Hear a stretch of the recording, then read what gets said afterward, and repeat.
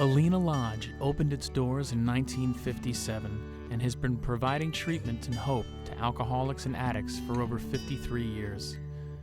Our treatment plans transform and restore lives. We are located approximately 1 hour from New York City in a safe and secluded environment. We specialize in the treatment of those with addictive behaviors, including alcohol and drug addiction, eating disorders, and gambling addiction. We understand the ever-evolving nature of addiction, and on a continual basis, we enhance our clinical programs with new methods of treatment. This has been a pioneering enterprise here. One of the oldest, if not the oldest, freestanding treatment center in the United States. First to recognize cross-addiction, first with family programming. It's been first with the cessation of smoking and treatment in hospitals. There have been a number of innovations in terms of counseling applications that have been formulated here. And this has been somewhat of a mustard seed for other programs that have been founded by alumni of Alina Lodge, as well as people that were interested in programming that would come here, study this program, and take what they could utilize back to their own programs and implement it there. We give you the tools to live life in recovery. It's up to the people that receive these tools. How will they use them? So it's really a gift to be able to get to do that and really help people make the changes necessary in order to live the lives they were meant to live and not be subsumed by their addictions. Working with others, it tells us in our literature, in the literature of Alcoholics Anonymous, if all else fails, work with another alcoholic. Get out of yourself. And that's what I try to teach the students. And I was just in a couple of sessions in a row, and I think my phone rang probably 4 times, and I had a couple of knocks on the door, and I just said, this doesn't exist. It's not going to happen. I got to talk to you. We have to spend some time connecting on a human level. And that's the beautiful thing about what we do here. Our students have different relationships with so many different staff members to kind of provide that continuity of care, that cohesiveness, the ability to work as a treatment team. That is really important. I think that one of the things I really love about working here is that it is such a team effort. So I know that when I'm not here, for instance, everyone's looking after the people that I'm primarily responsible for, and vice versa. I really got well by listening to all of the counselors do the lectures and by going to the meetings all the time, because those were the stories of experience, strength, and hope, and it was there that I really, truly learned that anything was possible.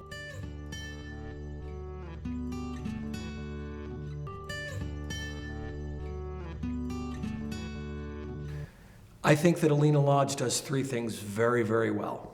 One is the surrender, working step 1 of the 12 steps, which is being able to get the person to have a heartfelt and emotional surrender to the addiction, which implies surrendering to the solution as well. How to accept things, learning how to be powerless over things.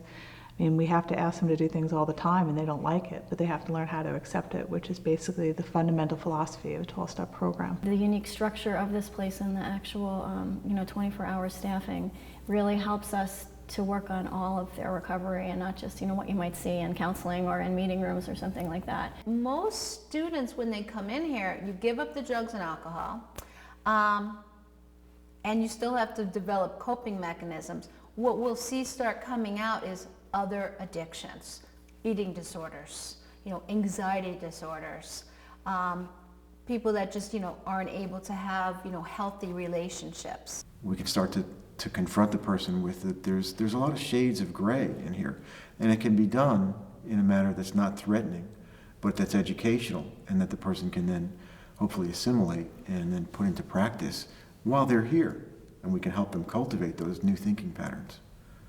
by understanding that that person is basically at civil war within themselves. Part of them wants to stop, part of them doesn't believe they can because they're afraid their life will somehow unravel if they do.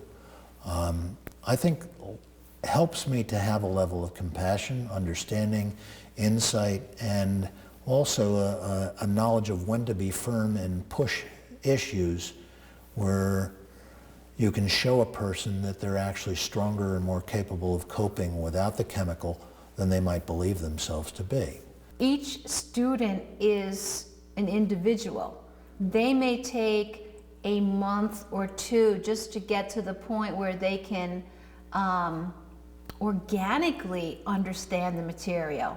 And you can't get well until you understand really implicitly that the world is not revolving around you, it revolves really around everyone else.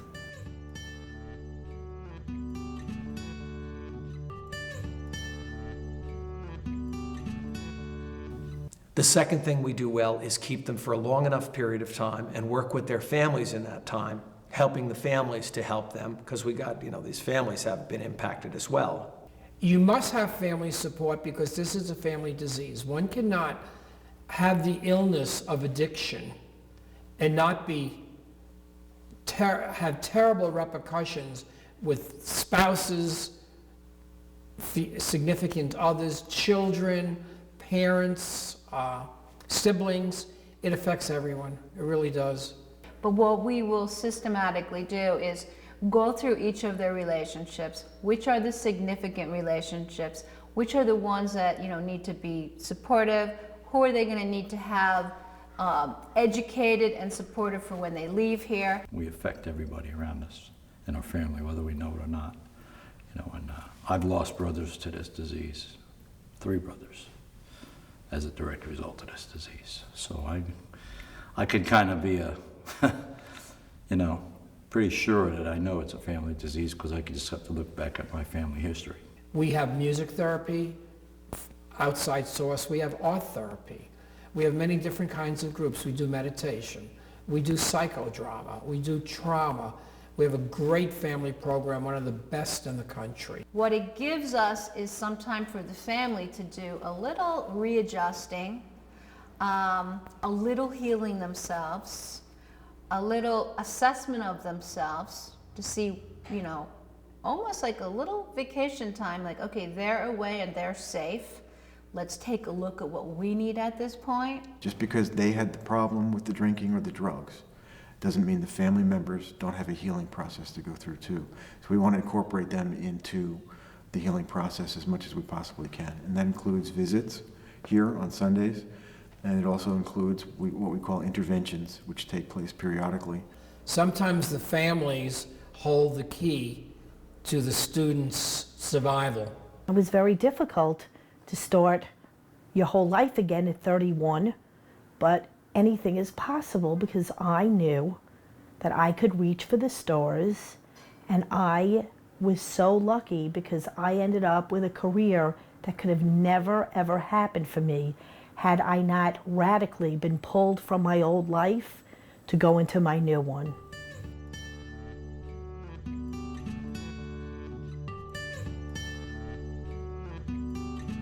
Third thing that we do very well, in my opinion, is aftercare and working with the students to develop an aftercare program that makes sense. Now what am I going to do without my drugs and alcohol? Now what am I going to do without the coping skills I'm used to using?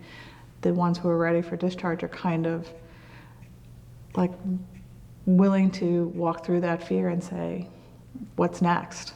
When the families keep asking us, when will you know they're ready? See, there's not a checklist. We have certain things we'd like to see happen, but it usually happens where the whole team continues to talk about, report to each other, and we know for a fact they're not ready. They're definitely not ready. They're getting close. They need to work on this. We need to help them with that. But we're usually pretty much in agreement of, no, it's not time yet. And the miraculous thing is when we all get in there, one day we go, yeah, wow, something happened. This person is ready to move on now.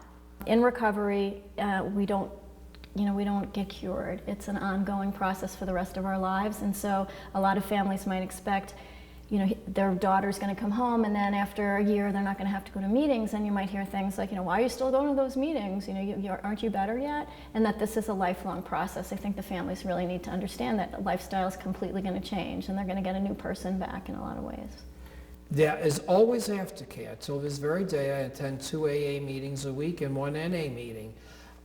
If you keep up with your program and you reach out to help others and do service, you should remain sober. Is it a guarantee? There are no guarantees. One day at a time is trying to stay in the moment, stay in the present, Yesterday's history, tomorrow's mystery, they say that in the rooms of Alcoholics Anonymous and Narcotics Anonymous. And it's important for me to stay focused without projecting. I can have enough strength to get through today, and then tomorrow, I'll deal with tomorrow when it comes. So it makes my life a lot simpler and not so overwhelming. And I try and share that with the students. It's like, today you can do this. Maybe tomorrow you can't, but we'll deal with that tomorrow. But for today you can. And for me, sometimes it's the only way I can get through a day. You have to teach them how to live one day at a time. And you have to demonstrate how to live one day at a time. Not always easy. I have plenty of days where I just would like to run away. They're hard. It's hard to do. It's good though, real good. In my own life, I've been surrounded by addiction myself and people in my family and friends, and I just wanted to engage in this community in a more personal way and to give back what had been so freely given to me. And I really love it. It really makes you feel alive watching people in recovery get better. It's a really beautiful thing to do. As a counselor, it's important for me to be able to say to a guy, my name's Rob and I'm a grateful recovering alcoholic. I've been where you are, and I have a few things to share with you that might help.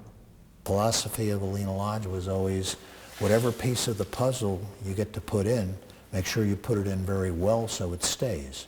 It's always wonderful when the last piece of the puzzle goes in, but if you're not at the last piece of the puzzle, make sure the puzzle pieces you're putting in will be there so the last one can fit. And I remember so precisely the moment that I went into a lecture which happened to be on joy, and that lecture totally was just my epiphany moment there. And I knew that if they were telling me that I could have it, that it was something reachable and attainable, and I was going to get it, and I did. And one of the counselors who's still there now changed my life. Success depends on the person. There's a recovery there for everyone that wants it. You need to want it. Since its inception, Alina Lodge has been ahead of its time. Our experience shows us that alcohol and chemical addiction is a chronic and progressive disease that is potentially fatal, but highly treatable.